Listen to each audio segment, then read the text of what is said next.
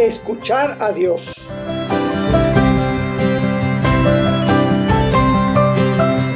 Queridos hermanos, con cierta frecuencia la queja de que Dios no habla llega a nuestros oídos. Pero todo se reduce a dos cosas. Una, que estamos empeñados en que Dios nos hable como nos habla cualquier otra persona.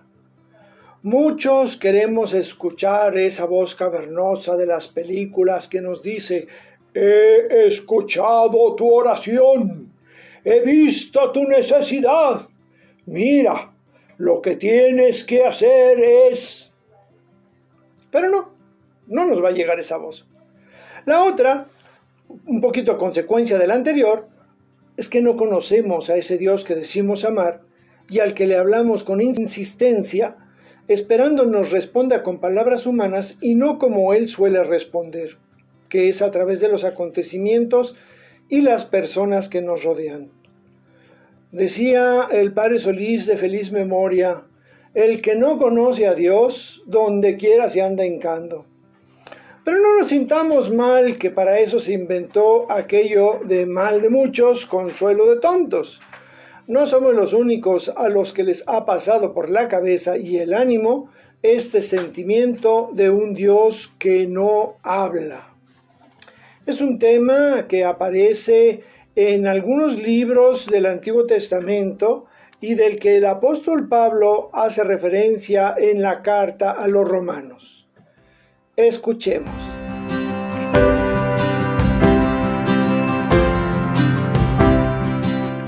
Pregunto, ¿acaso Dios ha rechazado a su pueblo? De ninguna manera, porque yo también soy israelita, descendiente de Abraham, de la tribu de Benjamín. Dios no ha rechazado a su pueblo elegido de antemano. ¿No saben lo que dice la Escritura sobre Elías cuando se queja ante Dios contra Israel? Señor, mataron a tus profetas, destruyeron tus altares, me he quedado solo y buscan quitarme la vida. Pero, ¿qué respuesta le da Dios? Me he reservado 7,000 hombres que no se han arrodillado ante Baal. Así también ahora, en el momento presente, ha quedado un resto elegido por la gracia. Sí, por la gracia, no por las obras, porque de lo contrario, la gracia no sería gracia. Entonces, ¿qué? Que Israel no obtuvo lo que buscaba, mientras que sí lo obtuvieron los elegidos. Los demás, en cambio, se endurecieron, según está escrito. Dios les dio un espíritu insensible, ojos que no ven y oídos que no oyen hasta el día de hoy. También David dice que el bienestar de sus mesas se convierte en trampa y en red, en ocasión de tropiezo y en castigo para ellos, que se nublen sus ojos para que no vean y sus espaldas se encorven para siempre.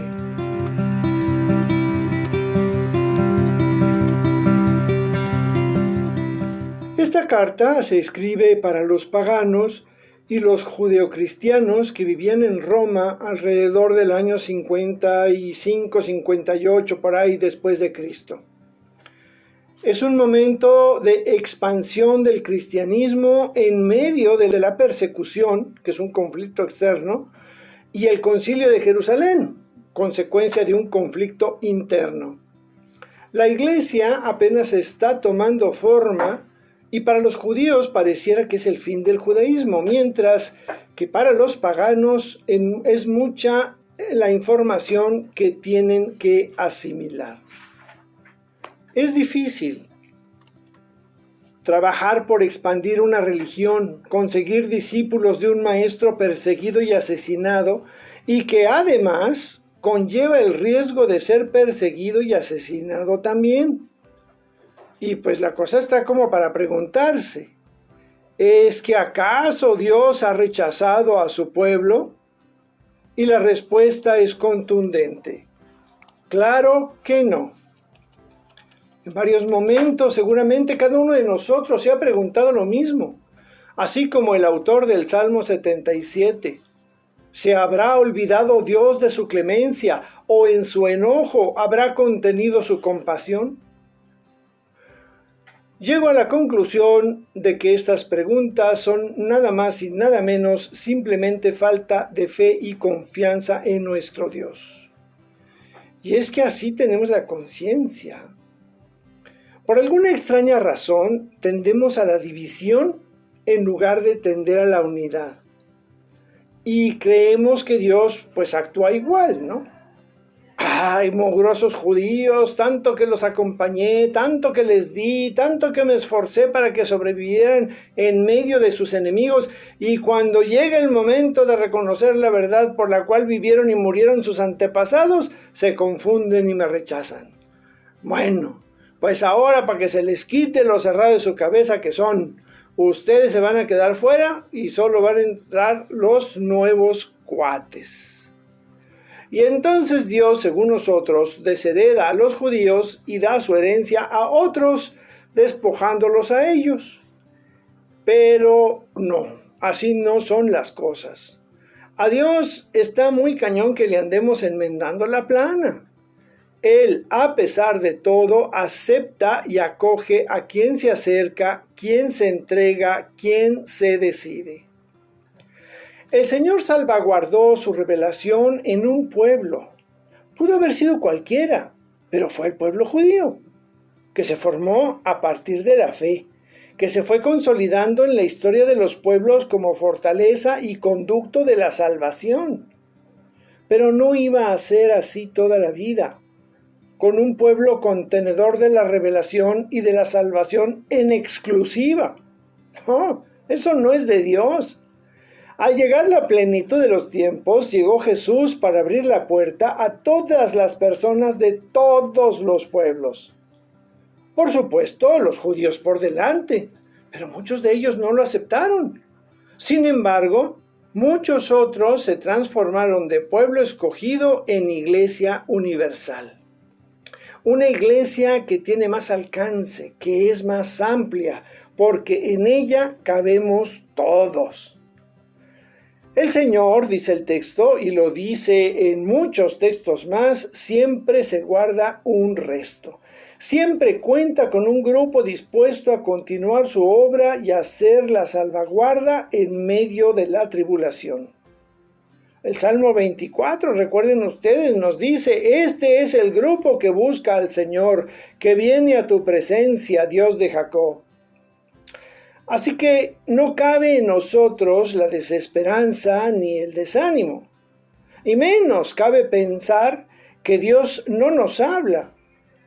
Caray, una sonrisa, un abrazo, un detalle, una flor, un aroma, un paisaje, un libro, un letrero, un poema, unos ojos, unas manos y muchos ejemplos más son palabras divinas que no oímos porque no estamos acostumbrados a escuchar. Fíjense, cuando nacimos no sabíamos oír ni hablar y aprendimos el lenguaje humano.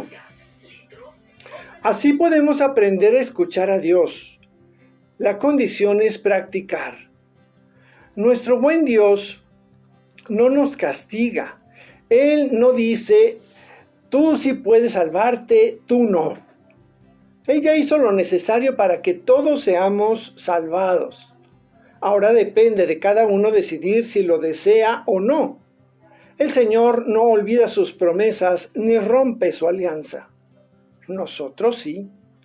Oremos pues porque no caigamos en la tentación del desánimo y también porque aquellos que no desean ser salvados, porque como bien dijo Jesús en la cruz, no saben lo que hacen. Oremos también porque logremos mantenernos en gracia de Dios, que no le escatima a nadie, pero pues a fuerza tampoco, no se la va a dar a quien no la quiere. Que seamos de los que no se arrodillan más que ante Dios y que mantienen firmes en la fe para continuar en el buen camino y sostener a los que flaquean. Que el Espíritu nos ilumine y nos impulse a salvaguardar esa buena noticia que nos fue dada hace poco más de 2000 años. Soy Jorge Cervantes del Instituto Bíblico San Jerónimo. Hasta la próxima.